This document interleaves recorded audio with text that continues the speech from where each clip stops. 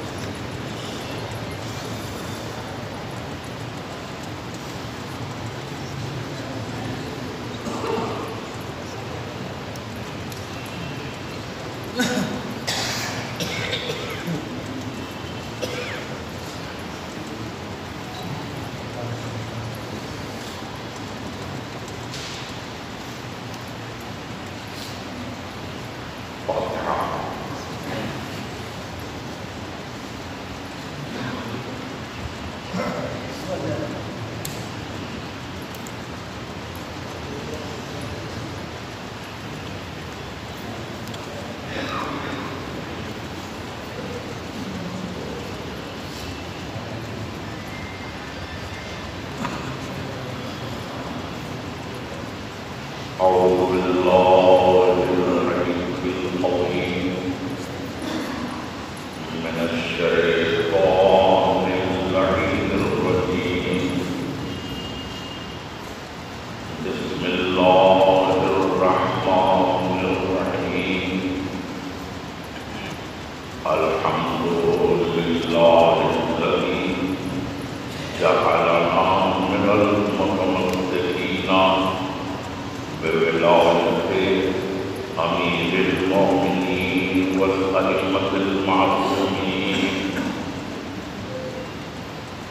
والحمد لله رب العالمين وبارك الخلائق أجمعين وبارك الأنبياء والمرسلين وملجأ الشهداء والصديقين وعباد الله الصالحين.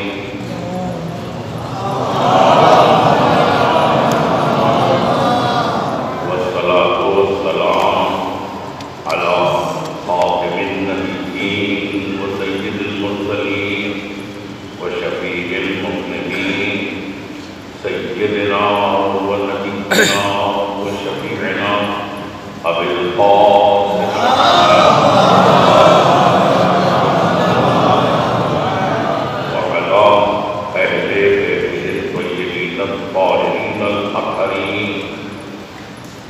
والكهف الحصين والغياث المستر المستقيم. لا سيما بقية الله في الأرضين الذين أذهب الله عنهم الرجس وطهرهم تطهيرا.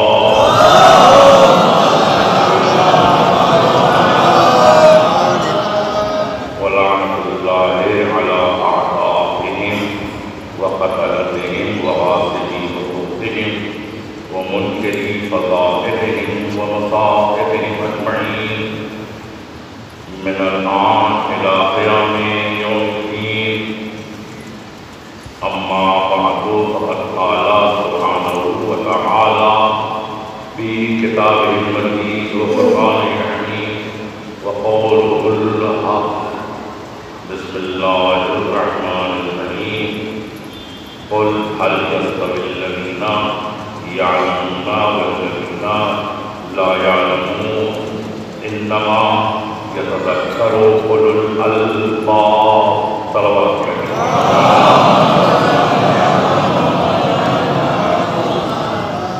عزیزان گرامی، علم سے تعلق رکھنے والی آیت چونکہ عالم باعمل کی مجلس سے ہی سارے سوال ہے. سورہ زمر کی آیت نمبر 9 ارشاد ہوتا ہے، حکم رسول کو دیا جاتا ہے، قل کہو حل یستوی الذین یعلمون والذین لا یعلمون، کیا پڑھے لکھے ان پڑھ برابر ہے؟ کیا جاہل اور عالم برابر؟ یعنی گویا سوالیہ طور پر کہنے کا مقصد ہے کہ متوجہ کیا جا رہا ہے تو سوال، لیکن بات حقیقت ہے کہ کسی بھی صورت میں جاہل عالم کے برابر نہیں ہو سکتا، عالم جاہل کے برابر نہیں ہو سکتا۔ اب یہی نہیں بلکہ اگر آپ دیکھیں کہ صرف جہالت اور علم کی بات نہیں ہے، کوئی بھی چیز برابر نہیں ہے۔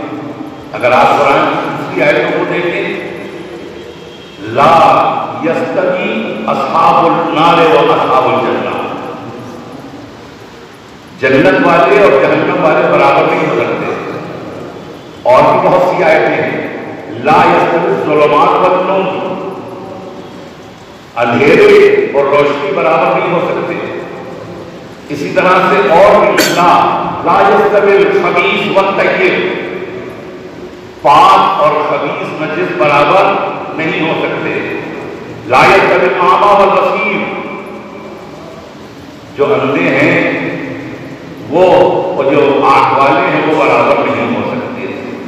تو آپ دنیا میں اگر غور کرتے چلے جائیں تو ہر چیز برابر نہیں ہے، ہر چیز ہم پلہ نہیں ہے۔ کیا اچھائی اور برائی برابر ہے؟ کیا حلال اور حرام برابر ہے؟ کیا ہنسی اور غم برابر ہے؟ کوئی چیز برابر نہیں ہے۔ کیا زمینیں سب برابر ہیں؟ کیا آسمان سب برابر ہیں؟ کیا پانی سب برابر ہیں؟ کیا پتھر سب برابر ہیں؟ کیا انسان سب برابر ہیں؟ کیا مسلمان سب برابر ہیں؟ کیا مومن سب برابر ہیں؟ کیا فرشتے سب برابر ہیں؟ کیا انبیاء سب برابر ہیں؟ اگر آپ دیکھیں گے ایک طولانی فہرست ہے کہ خود قرآن بھی کہے گا نہیں، یہ سب چیزیں برابر نہیں ہیں، زمینیں برابر نہیں۔ تو آپ دیکھیے کوئی زمین کعبہ، کوئی زمین مشہد، کوئی زمین کربلا اور کوئی عام زمین ہے۔ آسمان سب برابر نہیں، کسی آسمان پر بیت المعمور ہے، کسی آسمان پر مسجد جناب عیسیٰ ہے، کسی آسمان پر مسجد ملائکہ ہے۔ آسمان بھی سب برابر نہیں، زمینیں سب برابر نہیں۔ کیا پانی سب برابر ہے؟ نہیں، پانی بھی سب برابر نہیں۔ کیا شیریں پانی نہیں ہوتا، تلخ پانی نہیں ہوتا، شور پانی نہیں ہوتا؟ پانی بھی سب برابر نہیں۔ کیا پتھر سب برابر ہیں؟ کچھ پتھر ہیں کہ جن کو رونتے ہوئے چلے جائیں گے، کچھ پتھر ہیں جن کو اپنے انگلیوں کی زینت بنا لیجیے، جیسے فیروزہ ہے، جیسے عقیق ہے۔ اسی طرح سے کیا انسان سب برابر ہیں؟ نہیں، انسان بھی سب برابر نہیں، آدمی بھی سب برابر نہیں، انسان بھی سب برابر نہیں۔ انسان میں کوئی ڈاکٹر ہے، کوئی انجینئر ہے، کوئی عالم ہے، کوئی شاعر ہے، کوئی خطیب ہے، تو انسان بھی سب برابر نہیں۔ کیا مسلمان سب برابر ہیں؟ نہیں، مسلمان بھی سب برابر نہیں۔ کوئی خمینی ہے تو کوئی رشدی ہے۔ صلوات پڑھیں محمد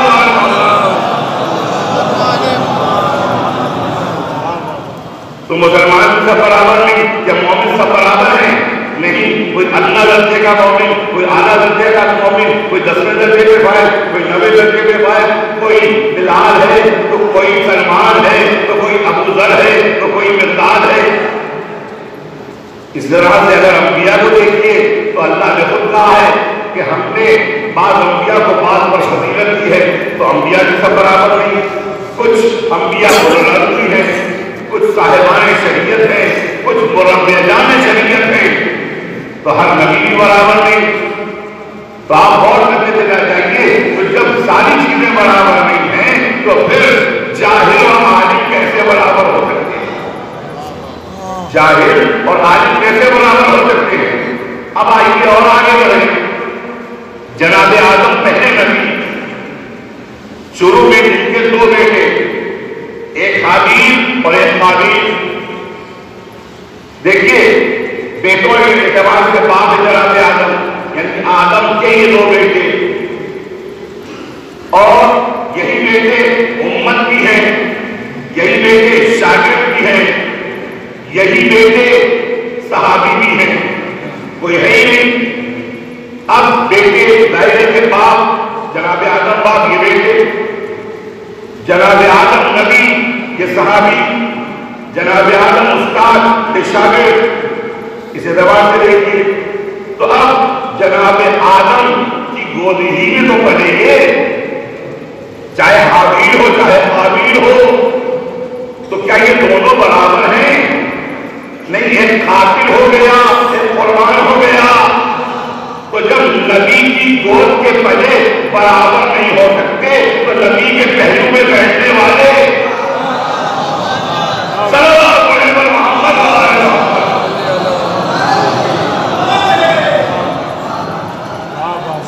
تو برابر نہیں۔ علم کی بڑی اہمیت ہے۔ علم کے سلسلے میں دیکھیے بہت سے لوگ اپنے لباس کے ذریعے سے دنیا پر اثر چھوڑنا چاہتے ہیں۔ اچھا لباس، بہترین لباس، لاکھوں کا لباس، ہم نے تو اب سنا اس دور میں کہ 40-40 لاکھ کا بھی لباس ہوتا ہے۔ آپ غور کر سکتے کہ بات کہاں جا رہی ہے، مگر لباس کے ذریعے سے اثر ڈالنے کی کوشش ہوتی ہے، تو کیا لباس کے ذریعے سے کبھی کسی نے اثر ڈالا؟ تاریخ گواہ ہے، لباس کے ذریعے سے اثر ڈالا نہیں جا سکتا۔ یہ انتہائی نافہمی ہے لوگوں کی، لباس کے ذریعے سے نہیں۔ اور اس کے لیے میرے پاس دلیل ہے مولا کائنات علی بن ابی طالب کا،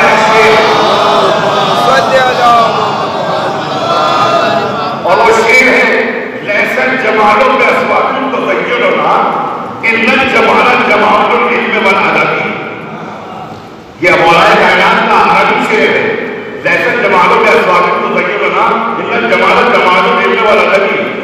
کہا کہ وہ لوگ کہ جو لباس کے ذریعے سے خوبصورتی حاصل کرنا چاہتے ہیں، اصل خوبصورتی وہ نہیں ہے لیسن جمال، اصلی خوبصورتی نہیں ہے، ان الجمال جمال العلم والادب، بہترین خوبصورتی بہترین جمال علم اور ادب کا جمال ہے۔ ضرور پڑھیں محمد، ایک سلوات پڑھیں محمد، اللہم صلی علی محمد یا علی، اللہم صلی علی ایک عالم تھے، ہمیشہ ہاتھ میں کتاب، ہمیشہ مطالعہ، ہمیشہ کتابوں کا لکھنا، جب بھی ملتے تھے مسکرا کے ملتے تھے، کبھی لباس کے ذریعے سے اثر نہیں چھوڑا، ہاں علمی گفتگو کے ذریعے سے اثر چھوڑا ہے۔ لیسن جمال الاسواق تزیننا ان الجمال جمال العلم والادب۔ اب بات یہاں پہ آ گئی کہ ایک بات اور مولا کائنات کی اسی سلسلے سے ایک شعر ہے، لیسن یتیم الذی قد مات والدہ۔ کیا دیکھیے گفتگو ہے مولا کائنات کا ادب ہے، کیا سلاست ہے۔ لیسن یتیم الذی قد مات والدہ ان الیتیم یتیم العلم والادب۔ یتیم وہ نہیں ہے، مولا کائنات کا فلسفہ الگ ہے۔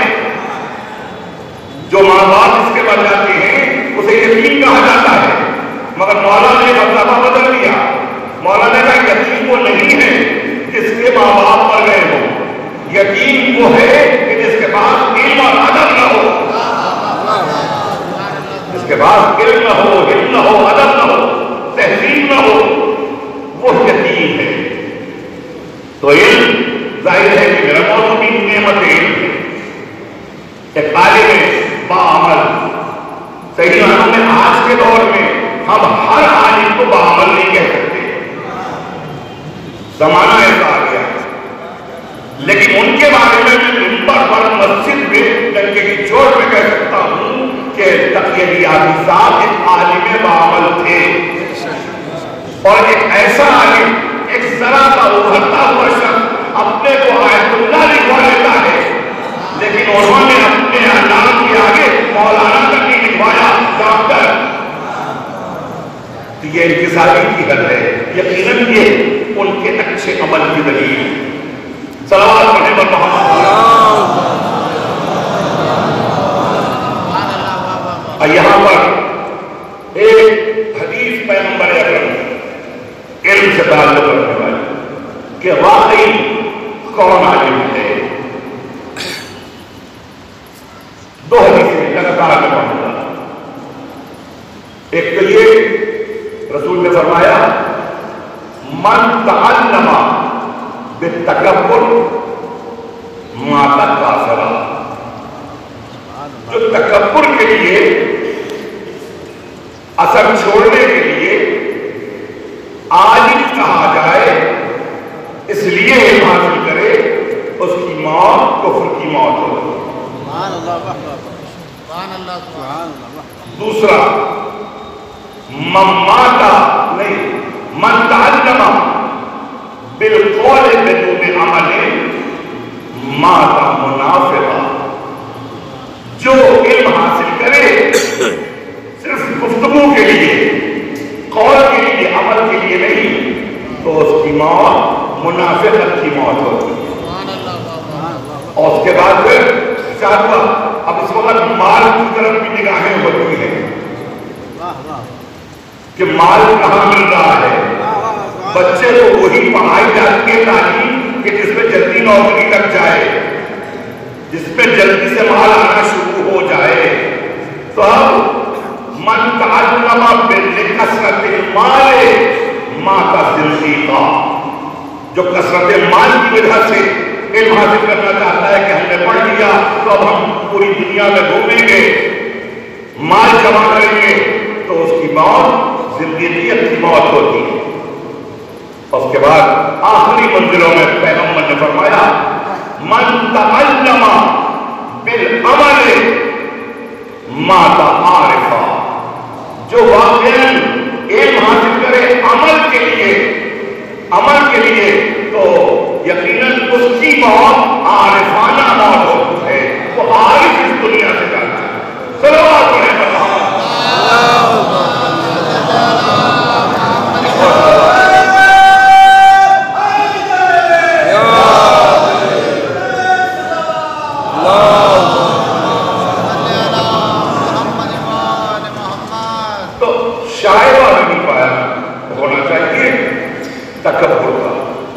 تکبر کس بات کا؟ کیسے تکبر کوئی کر سکتا ہے؟ اگر واقعی عالم ہو گیا ہو تو ہم سوچیں گے کہ رہا بھائی چلو بہت بڑا عالم کوئی ہے ان کے مقابلے میں، لیکن حدیث بتا رہی ہے کہ عالم ہے ہی کوئی، سب طالب علم۔ میں آپ بالکل حقیقت عرض کر رہا ہوں، یعنی کوئی عالم اللہ کی نظر میں یا رسول کی نظر میں نہیں ہے۔ بھائی عالم ہو ذرا تکبر کرو، حالانکہ تکبر کرنا گناہ ہے، مگر عالم ہے ہی۔ اطلب العلم من المہد الی اللحد، توجہ کیجیے گا اس حدیث پر۔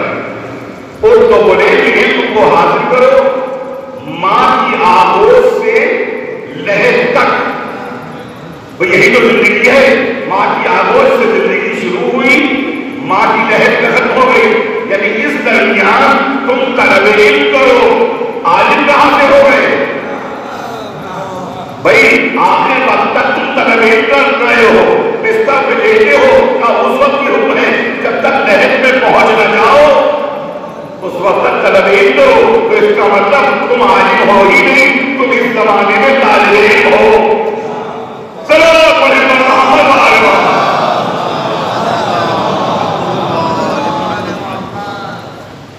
جناب اسی طرح سے جناب موسیٰ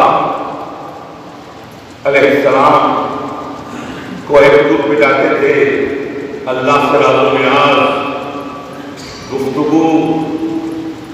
اللہ نے کہا کہ اے موسیٰ یہ بتاؤ تم نے کوئی خالص عمل کیا جو میرے لیے ہو، کوئی ایسا عمل جو میرے لیے کیا ہو؟ فرمایا جناب موسیٰ نے صلیتو وصمتو وذکرتو ذکر لک، کہ میں نے نمازیں پڑھی، میں نے روزے رکھے اور میں ہمیشہ تیرا ذکر کرتا رہتا ہوں. تو کہا کہ بس کیا یہ پتہ ہے تمہیں یہ میرے لیے نہیں ہے، یہ میرے لیے نہیں ہے. نماز جو تم نے پڑھی تو یہ پل صراط سے آسانی سے گزرنے کا ذریعہ بن گئی، تو یہ تو تمہارے لیے ہے، میرے لیے کہا ہے. اس کے بعد کہا کہ یہ جو تم نے روزے رکھے یہ جہنم سے سپر بن گئے، اب تم جہنم میں نہیں جاؤ گے. تو یہ تو تم نے اپنے لیے کیا، میرے لیے تو نہیں کیا. اور پھر جو تم کہتے ہو میں نے آپ کا ذکر کیا، تمہارا ذکر کیا، میرا ذکر گویا تم نے کیا، تو یہ ذکر اس سے ہم نے تمہارے درجات جنت میں بلند کر دیے. تو یہ بھی تم نے اپنے لیے کیا، میرے لیے کیا کیا؟ ہاتھ جوڑ لیے جناب موسیٰ نے. بھئی جب نماز تیرے لیے نہیں، روزہ تیرے لیے نہیں، ذکر تیرے لیے نہیں، تو پھر اب ساری سمجھ تو ہی بتا دے، تو ہی بتا دے. ادھر سے آواز آئی کہ کیا کسی مظلوم کی مدد کی ہے؟ یہ میرے لیے. کیا کسی پیاسے کو سیراب کیا؟ یہ میرے لیے. کیا کسی عالم کا احترام کیا؟ یہ میرے لیے. مظلوم کی فریاد سننا یہ اللہ کے لیے، اللہ خود اجر دیتا. پیاسے کو سیراب کرنا یہ اللہ اس کا اجر دیتا ہے. اور عالم کا احترام، کہا عالم کا احترام میرا احترام ہے. سلوات پڑھیں محمد عالم کا احترام میرا احترام ہے. اب ظاہر ہے کہ یہ کیوں کہا کہ عالم کا احترام کیا؟ جب کوئی شخص کسی عالم کا احترام کرے گا تو جو تکبر ہے وہ ختم ہو جائے گا، وہ تکبر ختم ہو جائے گا. ظاہر ہے کہ جب احترام کر رہا ہے کسی کا تو اس کا مطلب اپنے کو کمتر سمجھے گا. تو جب کمتر سمجھے گا تو تکبر کا شائبہ ختم ہو گیا. مگر یہی پر ایک بات عرض کروں، کسی نے جنابے دو روایت کی. ایک تو یہ کہ خیال پیدا ہوا تھا، شائبہ پیدا ہوا تھا جناب موسیٰ کو کہ روئے زمین پر اس سے بڑا کون آنے ہے، اس سے بڑا. اور ایک روایت ہے کہ نہیں، فرعون کے غلب ہونے کے بعد قوم نے پوچھا تھا، قوم میں سے کسی نے پوچھا تھا کہ یہ بتائیے کہ اس وقت روئے زمین پر سب سے بڑا عالم کون ہے؟ تو اس وقت کہا تھا کہ روئے زمین میں سب سے بڑا عالم تو میں. ایک یہ روایت اور ایک یہ کہ شائبہ پیدا ہوا، دونوں ہی اعتبار. تو اب ظاہر ہے کہ اپنے کو عالم سمجھا. دونوں ہی جگہ اللہ نے کہا کہ تم نے گویا تکبر کیا. اب دیکھیے پھر کہا کہ دریائے فارس اور دریائے روم کے منبع پہ پہنچو، وہاں ایک چٹان ہے، وہاں ایک میرا عالم بندہ بھی ہے، اور تم چلتے رہو گے. اب تمہیں ہم علامت بھی بتا دیں. وہ جو حصہ ہے وہ یا سنگم ہے وہاں پہ، جیسے ہی جو تم وہاں پہنچو گے تو تمہاری پکی ہوئی مچھلی اس پانی میں چلی جائے گی اور وہ زندہ ہو جائے گی. یہی علامت ہے کہ وہاں پہنچو.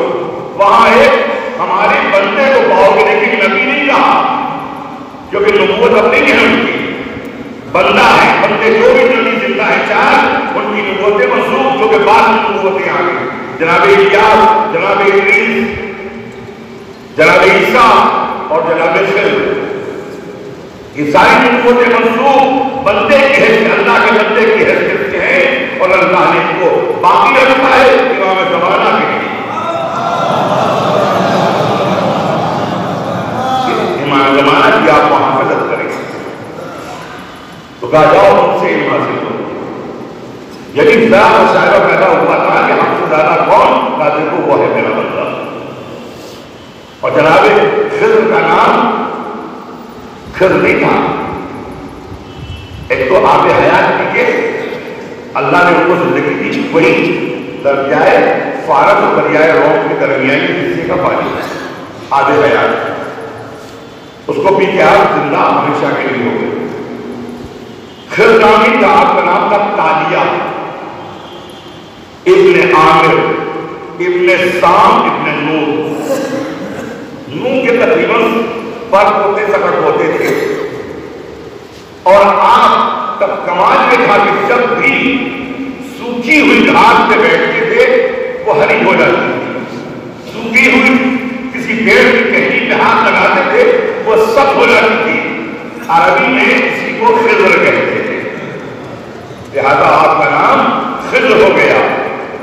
اب آپ ان کے ساتھ گئے، علم حاصل کرنے کی کوشش کی، لیکن 3 موقع ایسے آئے کہ جناب خضر نے گویا جھڑک دیا. کہا اس کے بعد آخر میں کہہ دیا آدھا فراقو بینی و بینک، یعنی تحمل نہیں کر پائے، جناب خضر کے علم کا تحمل نہیں کر پائے. آ گئے واپس. جب واپس آئے تو قوم نے پوچھا کہ آخر آپ کچھ سیکھ کے آئے وہاں سے؟ کہا کچھ اور تو نہیں، تفسیر برہان میں ہے، اور تو کچھ نہیں، مگر ہاں میں نے ایک عجیب نظارہ دیکھا. وہ نظارہ یہ تھا کہ میں دریا کے کنارے کھڑا تھا، میں نے دیکھا کہ ایک تیتر کی طرح کا پرندہ خطاب آیا اور اس نے سمندر سے پانی لیا. توجہ ڈالا، سمندر سے پانی لیا اور اس پانی کو چوچ میں لیا، مقدار میں مشرق کی طرف پھینکا. اس کے بعد پھر چوچ میں پانی لیا، مغرب کی طرف پھینکا. پھر چوچ میں پانی لیا، آسمان کی طرف پھینکا. پھر چوچ میں پانی لیا، زمین کی طرف پھینکا. پھر 5ویں مرتبہ سمندر سے پانی لیا، سمندر کی سطح سے تھوڑا بلند ہوا. بلند ہونے کے بعد وہ ایک قطرہ پانی سمندر میں ڈال دیا. صلوات محمد علیہ.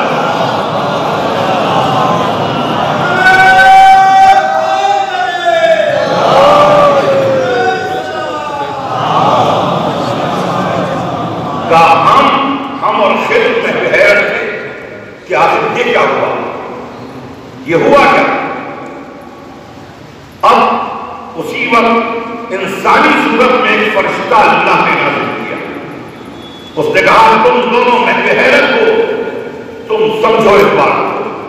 یہ جو پرندہ آیا اور چلا گیا، اس نے یہ عمل جو کیا، غور کیجیے گا، توجہ چاہ رہا ہوں. کہا اس نے جو عمل کیا وہ میں بتانا چاہ رہا ہوں تاکہ تمہاری حیرت ختم ہو، تمہاری حیرانی ختم ہو. اب کہا سنو، یہ جو اس نے تھوڑا سا پانی مشرق کی طرف ڈالا تو کہا خدا یہ کہنا چاہتا ہے وہ کہ جس نے مشرق کو مشرق بنایا. پھر جو مغرب کی طرف ڈالا وہ کہ جس نے مغرب کو مغرب بنایا. پھر وہ کہ جس نے آسمان کا شامیانہ بنایا. پھر جو زمین پہ پھینکا پانی وہ کہ جس نے زمین کا فرش سجایا. اور اس کے بعد پھر یہ سمندر کی سطح کے اوپر چڑھا اور اس نے پھر سمندر کے اندر اوپر سے ہو کے پانی ڈالا. جانتے ہو کہ اس کا مطلب کیا تھا؟ اللہ کی تمام شہادتوں کے بعد یہ کہنا چاہتا ہے کہ اے خضر اور اے موسیٰ جان لو کہ تم دونوں کا علم کیسا ہے. اس سمندر کے مقابلے میں ایک قطرے کے برابر ہے. اور جانتے ہو اللہ آخری زمانے میں ایک نبی کو بھیجے گا، اس نبی کا ایک وسیع ہوگا. اس وسیع کے مقابلے میں تمہارا علم ایسے ہی ہے کہ جیسے سمندر کے سامنے قطرہ.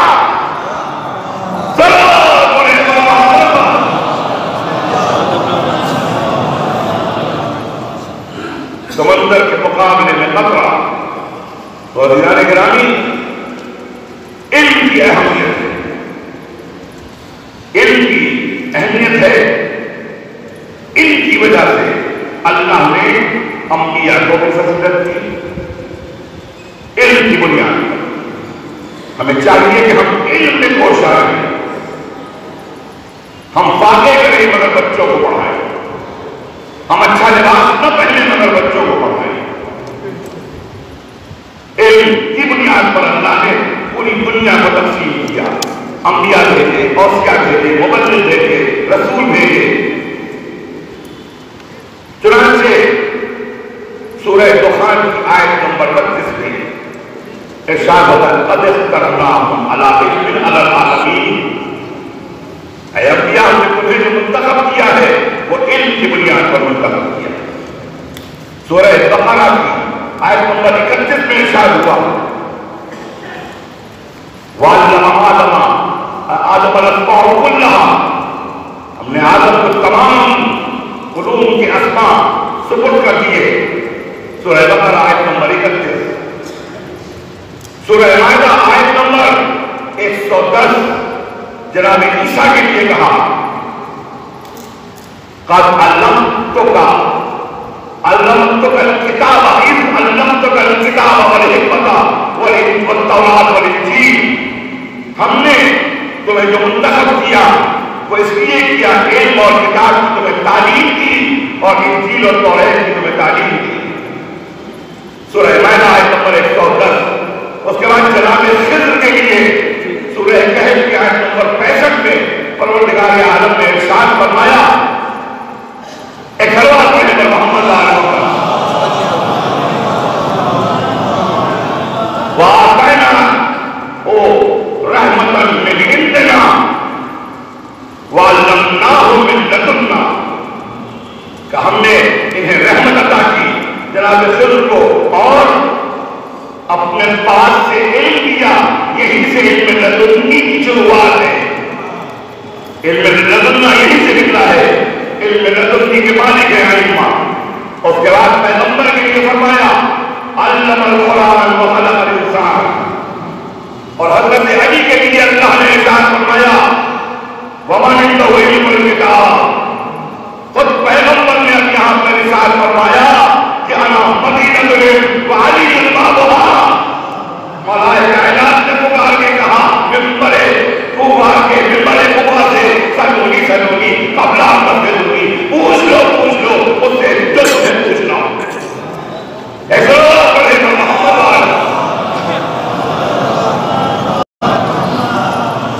گرامی، علم اہم ہے، علم کی بنیاد پر ہی انسان کی عزت ہوتی ہے۔ نہ علم میں تکبر کرنا چاہیے کیونکہ ہمیشہ مطالعے میں ہے، کبھی وہ عالم ہوتا ہی نہیں، اور اگر عالم ہو بھی گیا تو کبھی کبھی وہ جاہل ہو جاتا ہے، کبھی کبھی جاہل عالم ہو جاتا ہے۔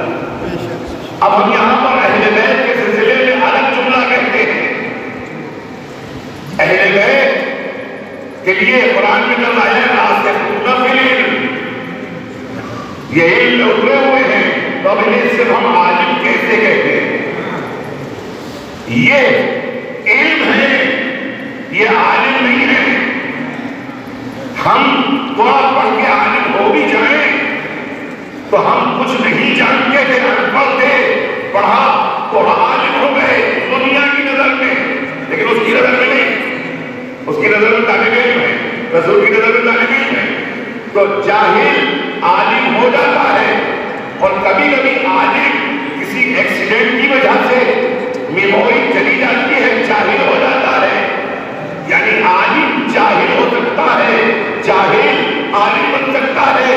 تو ہم اہل بیت کے لیے یہ لفظ، جہاں معصومین کے لیے لفظ یہ کیسے استعمال کرتے کہ یہ عالم ہے؟ نہیں، یہ علم ہے۔ علم کبھی جہل نہیں ہو سکتا، جہل کبھی علم نہیں ہو سکتا۔ چلو بڑے پر محمد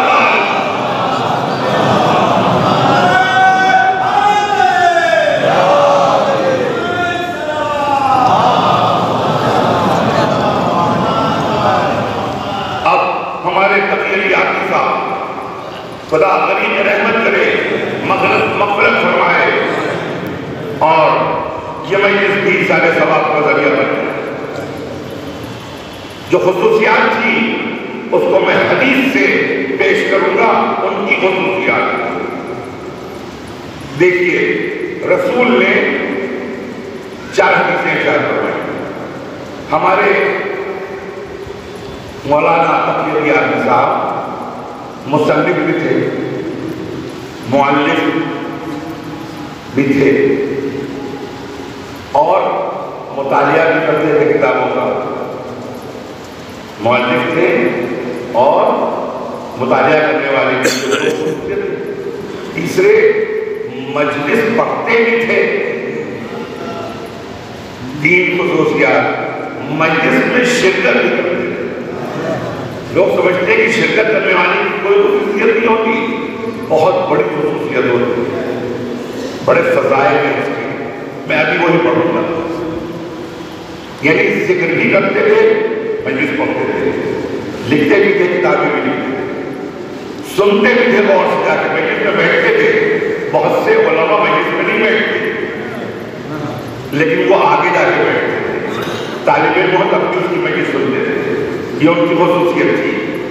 کبھی تکبر کا تو شائبہ تھا ہی نہیں، ہمیشہ منتصب مزاجی، ہمیشہ خندہ پیشانی، ہمیشہ علمی گفتگو، ہمیں کبھی کسی کی برائی نہیں کرتے دیکھا میں نے، بڑے پیار سے ملتے تھے۔ ارے کس کس خصوصیت کو ان کی میں بیان کروں؟ بس میں نے اسی لیے یہ عنوان لیا کہ عالم سے سب کچھ جمع ہو جائے گا، کیونکہ صحیح عالم وہی ہوتا ہے جو منتصب مزاج ہو، صحیح عالم وہی ہوتا ہے کہ جو بااخلاق ہو، صحیح عالم وہی ہوتا ہے کہ جو خندہ پیشانی سے ملے، سلام میں پہل کرے، انتظار نہ کرے کہ اسے سلام کیا جائے، صحیح عالم کو ہوگا۔ تو میں 4 حدیثیں فضائل کے کتاب سے بھی نظر کر رہا ہوں، گویا اصالہ ثواب کر رہا ہوں کہ حدیثیں حضرت مولانا تقی علی آزمی صاحب، اور آپ کو بھی یہ تحفہ۔ پہلی بات، وہ ذاکر تھے، ذاکر تھے۔ کیا خصوصیت ہے رسول کی نظر؟ من ذکر فضیلۃ من فضائل علی بن ابی طالب، من ذکر فضیلۃ من فضائل علی بن ابی طالب غفر اللہ ما تقدم من ذنبہ وما تأخر۔ ترجمہ سنیے گا تب آپ اپنے آپ صلوات لگائیں گے۔ اب من ذکر، چونکہ ذاکر تھے، خطیب تھے، جو خطیب ہے اس کے لیے، جو ذاکر ہے اس کے لیے۔ اب یہ جو بچہ آیا تھا کہ یہ حدیث میں شامل نہیں ہے، چونکہ اس نے بھی تو ذکر نہیں کیا، یہ بھی شامل ہو گیا۔ ہمارے یہاں امتیاز نہیں ہے، جو بھی ہو، جس عمر کا بھی ہو، وہ ثواب میں شامل ہے۔ من ذکر فضیلۃ من فضائل علی بن ابی طالب غفر اللہ ما تقدم من ذنبہ وما تأخر۔ جس نے بھی حضرت علی کی تمام فضیلتوں میں سے ایک فضیلت کو پڑھ دیا، ایک فضیلت کو پڑھ دیا، اللہ اس کے گزشتہ گناہ بھی معاف کرے گا، آئندہ گناہ بھی، یعنی بعد میں ہونے والے گناہ بھی۔ ہم نے تو بہت سے اعمال دیکھے قرآن میں، بہت سے شب قدر کے اعمال ہیں، 27 رجب کے اعمال ہیں، عرصے کے اعمال ہیں، مگر ہم نے کہیں بھی فضیلت میں یہ نہیں پڑھا، ہم ہر جگہ یہی پڑھا، کوئی بھی عمل ہم نے کیا یہی کہ گزشتہ گناہ معاف، حج کر کے آ گئے گزشتہ گناہ معاف، یہ نماز پڑھ لی گزشتہ گناہ معاف، یہ عمل کر لیا گزشتہ گناہ معاف۔ لیکن یہاں میں نے اس حدیث میں دیکھا کہ گزشتہ بھی اور آئندہ بھی، تو اس کا مطلب اللہ یہ بتانا چاہتا ہے کسی بھی عمل میں اتنی طاقت نہیں ہے جتنی ولایت میں طاقت ہے، ولایت امیر المومنین میں طاقت ہے۔ لہذا یہ ذاکر سے خطیب تھے، سارے گناہ معاف۔ من کتب، اب مؤلف بھی تھے، لکھتے تھے، کئی کتابیں موجود ہیں ان کی، کئی کتابیں غیر چھپی ہوئی ہیں، وہ بھی انشاءاللہ اللہ توفیق دے گا ان کے بھائیوں کو، ان کی اولاد کو، بہت نیک بچے، تو وہ بھی چھپے گی انشاءاللہ۔ بہت دل سے لکھتے تھے، اور ہمیشہ فضائل چاہنا معصومین پیش نظر ہوتے ہیں. اللہ کی کوئی مجلسوں میں بھی اللہ کی کوئی بات نہیں. اب تو بہت سے لوگ فضائل بھول ہی گئے ہیں، لیکن کبھی بھی ان کی مجلسوں سے ایسا نہیں ظاہر ہوتا تھا، ہمیشہ فضائل کے ذہن میں مجلس ہوتی. تو من كتب فضيلة من فضائل علي بن ابي طالب لم تزل الملائكة تستغفر له ما بقي لذلك المكتوب. رسول فرما رہے ہیں کہ جو بھی حضرت علی کی فضیلتوں میں سے ایک فضیلت لکھتے ہیں، ایک فضیلت، فضیلت نکرہ ہے یہاں پر، ایک فضیلت لکھتے ہیں، تو جب تک کتاب باقی ہے اس وقت تک ملائکہ مسلسل استغفار کرتے رہیں گے اس کے لیے. اب کوئی سارے ثواب کے لیے ان کے لیے کچھ کرے یا نہ کرے، اگر کر دے گا تو اس کی توفیق کی بات ہے، ورنہ انتظام اللہ نے استغفار کا کر دیا. جس کے لیے ملائکہ استغفار کر رہے ہو اس کے بخشنے میں بھی کوئی دیر ہوگی. ایک صلوات پڑھیں صلی علی محمد وآل محمد.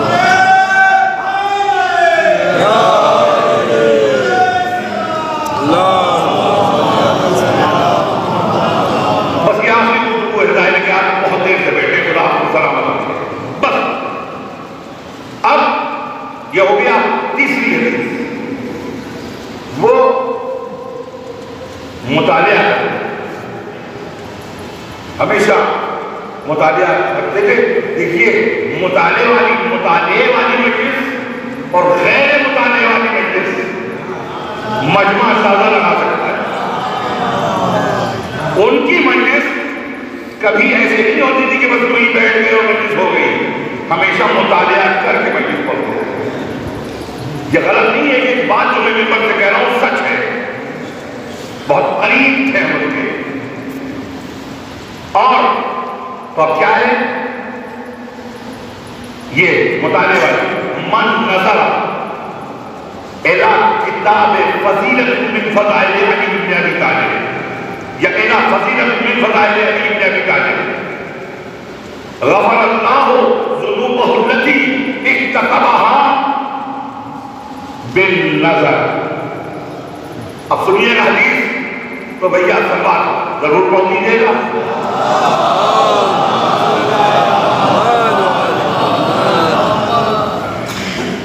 کیا فرمایا پیغمبر نے کہ جو کسی حضرت علی کی تمام فضیلتوں میں سے ایک فضیلت کو دیکھ لے، ایک فضیلت کا مطالعہ کر لے، بس ایک حدیث میں نے پڑھی کتاب بند کر دی. کیا ارشاد ہے؟ وہ گناہ جو آنکھوں کے ذریعے سے ہوئے ہیں پروردگار عالم انہیں معاف کر دے گا. جو آنکھوں کے ذریعے سے گناہ ہوئے ہیں فضیلت علی دیکھی معاف. تو ظاہر کہ نہ جانے کتنی فضیلتیں آپ نے دیکھی ہوں گی، مطالعہ کیا ہوگا، کس قدر ثواب کے مستحق. چوتھی چیز استماع، یہ آپ سب کے لیے ہے، یہ آپ سب کے لیے فضیلت کی ہے. استماع ایک ہوتی ہے سماعت اور ایک استماع. سماعت یعنی سننا، اب ایسے ہی سننا. جیسے بہت سے لوگ ہو گیا ٹیپ ریکارڈ بج رہا ہے یا سی ڈی لگی ہے، قرآن کی تلاوت ہو رہی ہے، کام بھی ہو رہا ہے، باتیں بھی ہو رہی ہیں، قرآن کی تلاوت بھی چل رہی ہے، مجلس لگی بھی ہے تو سارے کام ہو رہے ہیں، تو اس کو کہتے ہیں سماعت.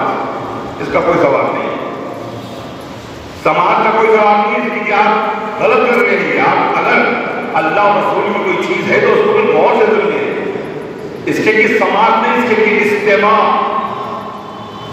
من استماع، رسول نے یہ نہیں کہا کہ من سمع. سماعت کا لفظ استعمال کیا ہی نہیں ہے، اس کے کوئی معنی نہیں ہے. من استماع فضیلۃ من فضائل علی بن ابی طالب غفر اللہ ذنوبہ التي اکتسبها بالقسم. کا جو بھی حضرت علی کی فضیلتوں میں سے ایک فضیلت کو سن لے. اب آپ ذرا غور کیجئے، ایک فضیلت کو سن لے تو اس کے وہ گناہ جو کانوں کے ذریعے سے ہوئے ہیں پروردگار معاف کر دے گا. یہ حدیثیں کس کی ہیں؟ یہ اس کی حدیثیں ہیں کہ جس کی زبان پر وحی کا پہرا ہے، بغیر مرضی پروردگار کے کوئی گفتگو نہیں کرتا۔ تو اب دیکھیے اتنی فضیلتیں، تو اب یہ فضیلتیں، یہ تو ہم نے ایک فضیلت کی بات کی ہے 4 حدیثوں میں، ایک فضیلت کی بات۔ اب آپ نے کسی مجلس میں بیٹھے بیٹھے 10 فضیلتیں سن لی، یہیں پر کئی فضیلتیں آپ نے سن لی، تو آپ اپنے ثواب کا اندازہ نہیں لگا سکتے۔ ظاہر ہے کہ جب مومن اپنے ثواب کا اندازہ نہیں لگا سکتا تو جو امیر المومنین ہو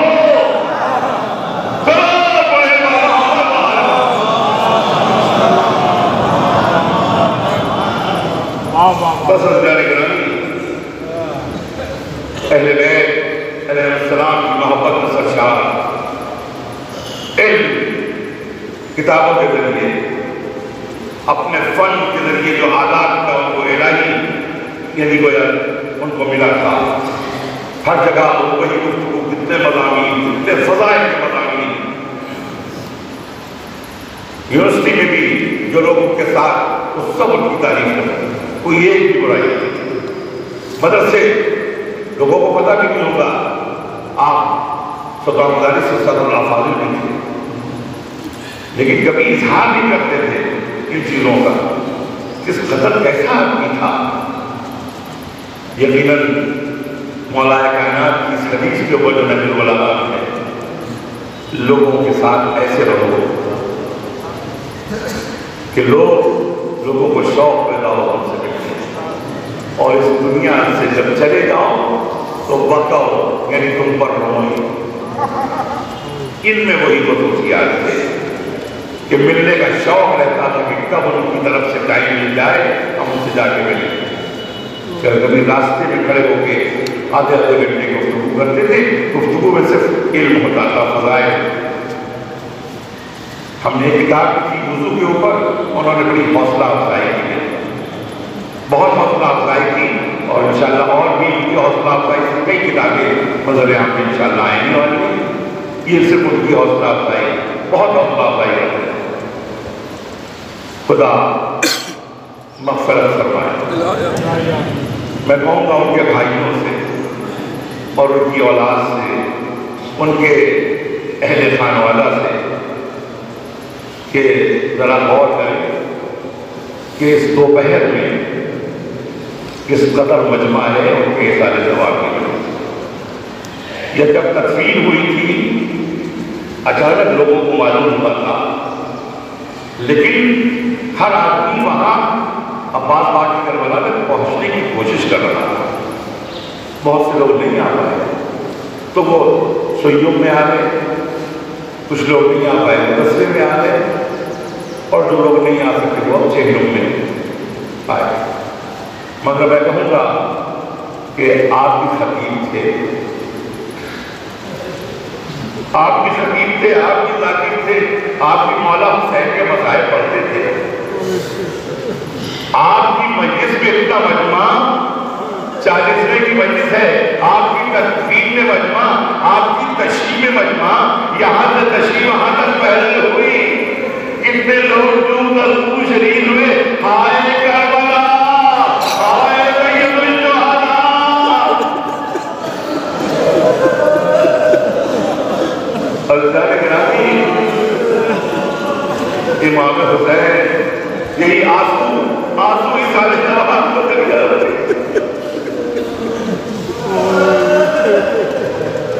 امام حسین جانتے ہیں، ہمیشہ ہر امام کی آپ زمانے پڑھیے، جتنے امام دنیا سے رخصت ہوئے تو اس میں یہی ملتا ہے کہ وقت آخر بیٹا آتا ہے باپ کے پاس، یہی تو ہے نا۔ چھٹے امام کی جو شہادت کا وقت آیا، 7ویں امام آئے، 7ویں امام کی شہادت کا وقت آیا، 8ویں امام آئے، ہر امام کا بیٹا آتا ہے وقت آخر۔ لیکن کربلا میں روزہ ہوئے، وقت آنے باپ بیٹے کے بعد آیا۔ بھائی ایک ایسی مظلومی ہے، نبوت امام ثبوت کرنے کے لیے بے شام میں کہا بے ہوش پڑا جناب زینب آگے بڑھی، ہوش میں لائی، جیسے ہی اٹھے، بابا بابا یہ آپ کا کیا نام ہے؟ چاوجا ہوں، یہ آپ کا لباس پھٹا ہوا، یہ امامے کے بیٹوں کا ٹوٹے ہوئے، خدا کوئی نوبت نہیں ہوا ہے۔ بابا کیا بات ہے بابا؟ وہ فوراً کہتے ہیں کہ تمہیں اماں میرا عصا بھی دیجیے، میری تلوار بھی دیجیے۔ اب میں بابا کو جانے نہیں دوں گا مقتل میں، اب میں نے نہیں دوں گا، میں یہ بابا کا ہاتھ نہیں دے پا رہا ہوں۔ امام نے گلے سے لگا لیا، میرے لال اگر تم بیمار نہ ہوتے تو آواز جنازہ پر آنا لازم ہو جاتا، لیکن تم بیمار ہو، مستحکم، اتنے بڑے کاروان کو تمہیں لے کے جانا ہے، ہم سے زیادہ سب مسائل تمہیں برداشت کرنا ہے۔ میرے لال ہمیں جانے دو۔ اس کے بعد میں نے ایک جملہ کہا، میرے لال بڑی مصیبتیں دوبارہ آئیں، ہماری مصیبتیں آج وقت عصر ختم ہو جائیں گی، لیکن تمہاری مصیبتیں وقت عصر سے شروع ہوئی۔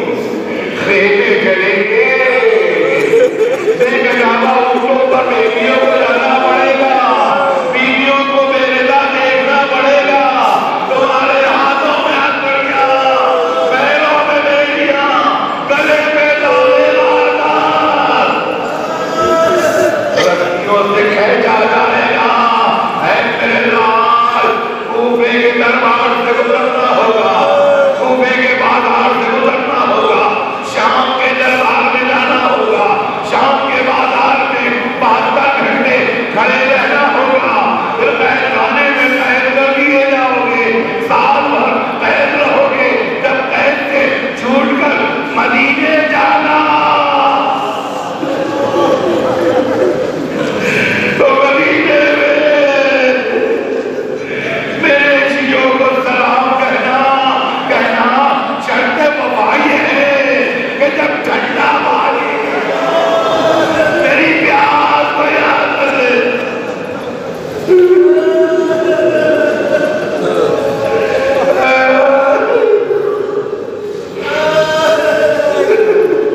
بس تو جانب میں مجھے تباہ ہو جائے اور روح کو اظہار ہو جائے، اب عزیزو کسی صورت سے سوال جناب زینب جناب اب بیمار کو اب باہر آئے جناب زینب اندر خدا حافظ، گھوڑے کو دیکھا، زین کو دیکھا، لگام کو دیکھا، مقتل کو دیکھا، فرات کے کنارے دیکھا،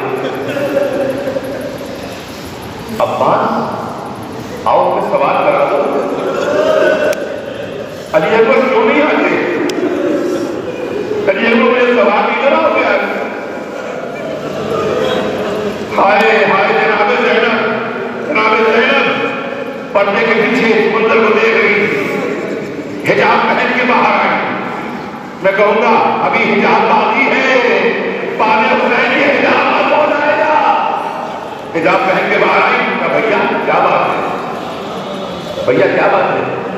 جانتے ہیں آپ کی نبی سے کیا فرمایا؟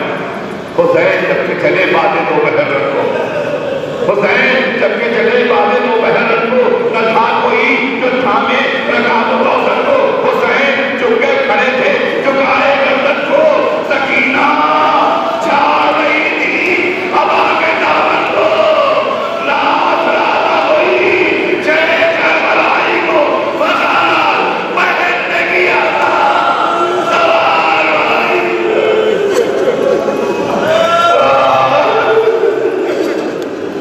بغل پہننے کیا تھا سوار بھائی کو۔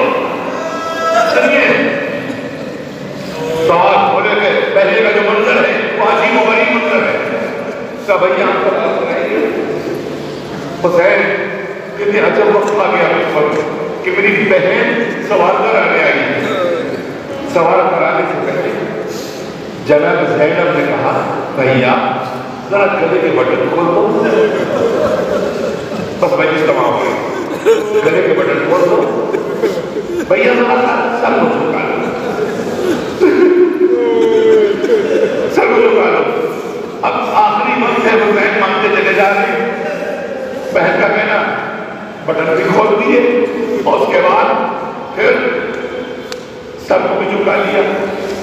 جیسے ہی سر کو جھکایا جناب زینب نے باہوں میں باہیں ڈال دی اور گلے کو چومنے لگی، گلے کو چومنے لگی کچھ عجب انداز سے۔ جلدی سے حسین نے اپنے کو جدا کیا، جیسے جدا کیا پوچھا میری بہن یہ کیا کر رہی ہو؟ کہا اماں کی بس میری زبان ہے، اماں کی وصیت تھی جب حسین آخری سواری کے لیے آئے مکہ جانے لگے، زینب ہم نہیں ہوں گے تم میری طرف سے میرے ماں جائے گے بولے لینا ایک گلے پر اندر چلے گا تمہاری حسین کے گلے کوئی پہ زبان گردن کو کاٹا ہے دوڑیے کے بعد ایک شور بنا اللہ قدرہ حسین بے کربلا نوکے نیزہ سے بلے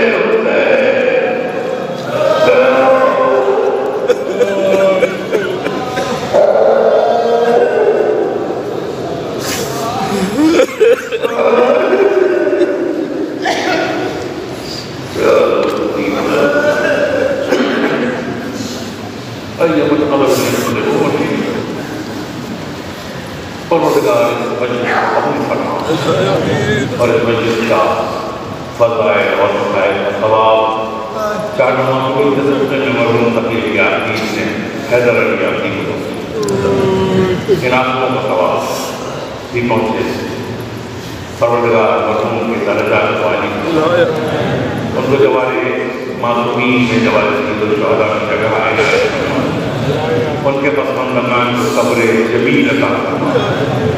میرے محبوب جو لوگ یہاں شریک ہوئے ہیں یا کسی وجہ سے شریک نہیں ہو سکے ان سب کی جائز حاجتوں کو پورا فرما۔ محبوب ہمیں جو بیمار ہیں ان کو شفائے کاملہ عنایت فرما، جو مقروض ہیں ان کے قرض ادا فرما، جو بالغ پختہ ہیں ان کو اس بار خوش فرما، جو بچے بے روزگار ہیں پروردگار کو صاحب روزگار بنا۔ اے معبود ظالم حکومتوں کو نیست و نابود فرما دے اور پروردگار شیعہ کے نظران جہاں جہاں بھی ہوں ان کی عزت آبرو اور ناموس کی حفاظت فرما، روضہ مقدسہ کی حفاظت فرما، علماء حقہ کی حفاظت فرما۔ اے میرے معبود ہم سب کی زیارات کی تمناؤں کو پورا فرما۔ پروردگار امام زمانہ علیہ السلام کے ظہور میں تعجیل فرما، ہم سب کو ان کے ناظروں میں اور ان کے سپاہیوں میں شمار فرما۔